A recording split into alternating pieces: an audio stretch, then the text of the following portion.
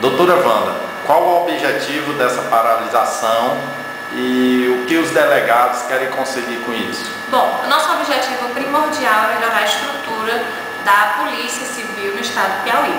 A paralisação é de advertência por 48 horas. Nossos colegas, os que puderam se deslocar, estão lá em frente ao Palácio de Karnak. E a gente quer chamar a atenção das autoridades, do governo do estado, enfim, de todos aqueles que podem fazer algo pela segurança pública para observar as nossas condições de trabalho. Levando aqui para o lado de Parnaíba, regionalizadamente, a gente sabe que aqui em Parnaíba é um sacrifício até quando a pessoa morre, né? Porque a gente não tem ML, a gente não tem sequer uma geladeira para preservar esse corpo para que se faça uma perícia médica. Então, assim, a gente precisa aqui, não tem um perito criminal, a gente não tem perito de trânsito, a gente não tem um perito para analisar um local de crime quando há um homicídio e os crimes estão acontecendo e não estão sendo desvendados por extrema falta de estrutura, mesmo da polícia e do distrito. Então, o nosso objetivo primordial é condições de trabalho.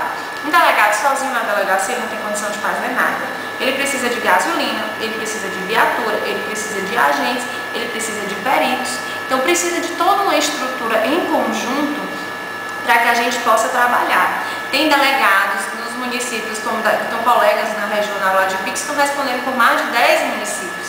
É impossível você atender bem a população em 10 municípios. Tem delegados aqui em Parnaíba que estão respondendo por 3, 4, até 5 municípios. Então, só quem perde com isso é a população. Nosso cliente maior, nosso objetivo maior é a polícia trabalha para atender o povo, para atender a população.